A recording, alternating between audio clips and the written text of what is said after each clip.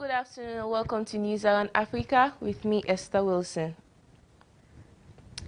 According to news from the BBC, British multinational Shell continued operating a major oil pipeline in Nigeria for years, even though it knew it was causing widespread pollution.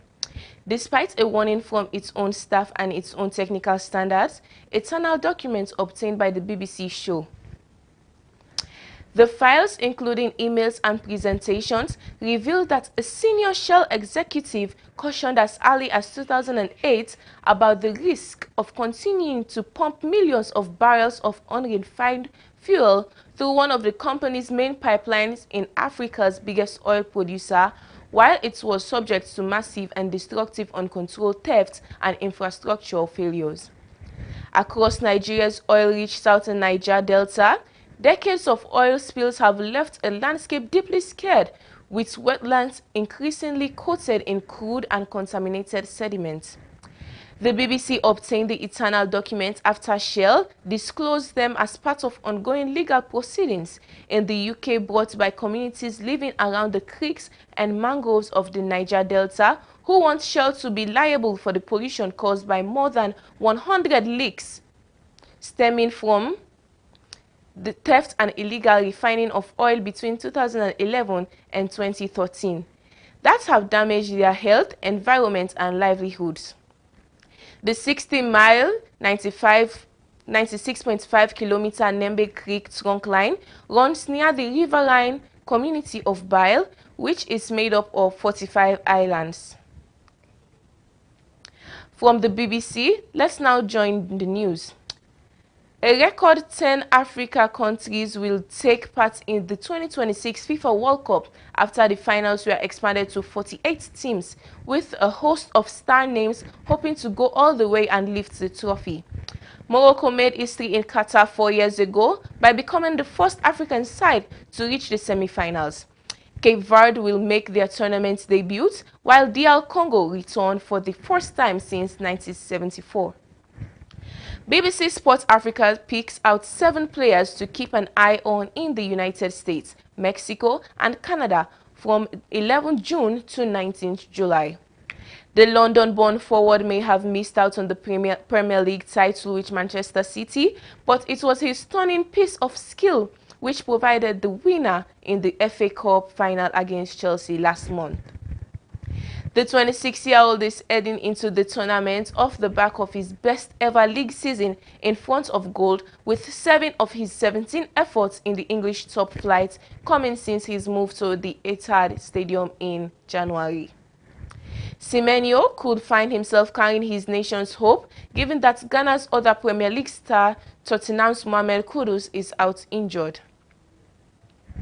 The former Bournemouth man was part of Ghana's squad in 2022, but was used spiraling from the bench as the Black Stars suffered a group stage exit. The West Africans missed out on the 2025 Africa Cup of Nations AFCON entirely, and Semenyo will be looking to score his first goal in a major tournament as Ghana faced England, Croatia and Panama in Group L. Last source is the Al Jazeera News, where I will start with Kenya, as the government is pushing ahead with plans to establish an Ebola quarantine and treatment facility at a military installation in partnership with the United States after a Kenyan High Court temporarily barred the arrangement earlier this week. The facility is for Americans potentially exposed to the deadly virus in the Democratic Republic of Congo, more than 1,500 miles away. Kenya has not recorded any Ebola cases. It will help to strengthen monitoring and isolation and emergency response capacity, Kenya's Ministry of Health said on Saturday, while adding that several other isolation and treatment centers will also be set up, including at Nairobi's Kenyatta National Hospital and Kenya National Police Hospital. A U.S. government source involved in the Ebola response told CNN that Americans helping to run the facility landed on Saturday at Laikipia Air Base, where the facility will be about 125 miles north of Kenyan capital Nairobi. The Democratic Republic of Congo are willing to play their pre-World Cup friendly with Chile behind closed doors, their head coach Sébastien Desabre says. The 49-year-old Frenchman made the offer after the mayor of the Spanish town due to host the match cancelled on Tuesday over health concerns regarding the Ebola outbreak in the African country. I have signed the decree banning the holding of the June 9th match between the Democratic Republic of Congo and Chile, said Juan Franco, mayor of La Línea de la Concepción, which is close to the border with Gibraltar in southern Spain. Franco said it was a precautionary measure and he was following recommendations by the Andalusia Regional Government Health Service. The Sabre, who also spoke on Tuesday on the eve of their friendly with Denmark in Liege, Belgium, said he had not given up hope of the match in Spain going ahead. There are other stadiums. There is the option of playing behind closed door. There are several possibilities. I can't really comment on that, he said. At least 21 people have been killed, including 18 foreign nationals, as a fire ripped through a hotel in New Delhi, police said, in one of the deadliest blazes in the Indian capital in years. The dead include people from Bangladesh, Nigeria, Mozambique, and Liberia, CNN News 18 said. Many of them had come to the city for medical treatment, the Indian Express and other local media reported. Many foreign patients travel to New Delhi for medical treatment and often stay in nearby residential accommodation during their visits. The fire took place on Wednesday in a building in the Malviya Nagar neighborhood in the southern part of the city, which has a restaurant on the ground floor and a hotel above. The predominantly residential area is densely populated and popular with students and young professionals.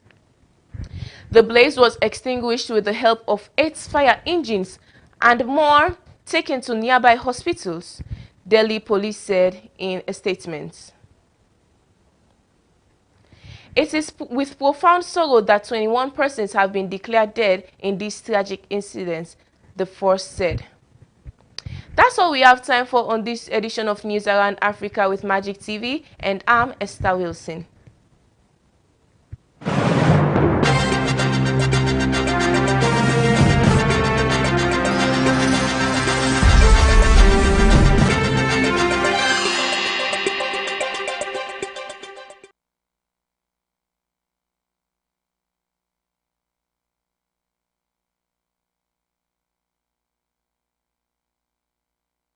You don't get to take that tone with me. No, not after what you just did. After what I just did?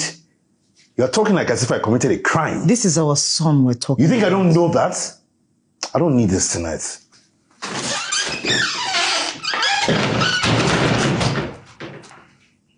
Of course.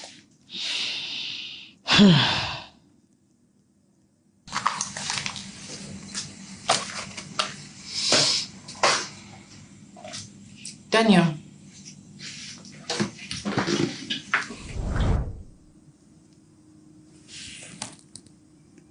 I'm ashamed of what I did. But Jess drove me into Cynthia's arms.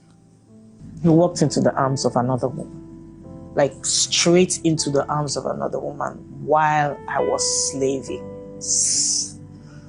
Killing myself. You just walked into the arms of another woman. Do you think he still loves you?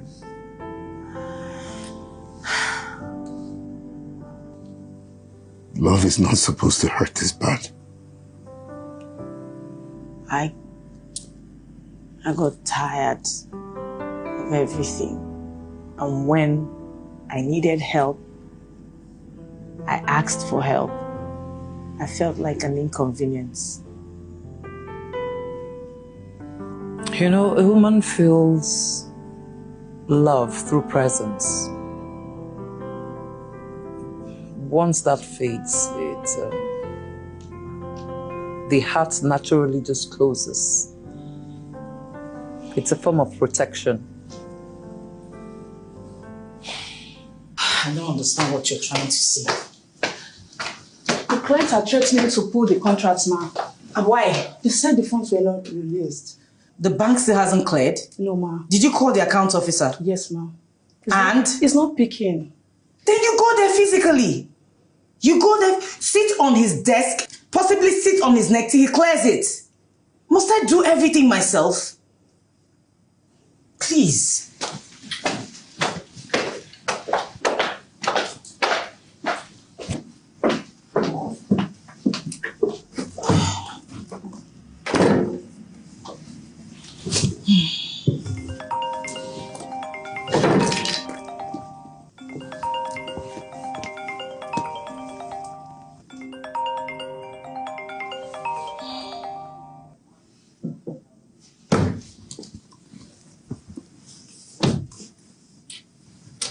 Oh.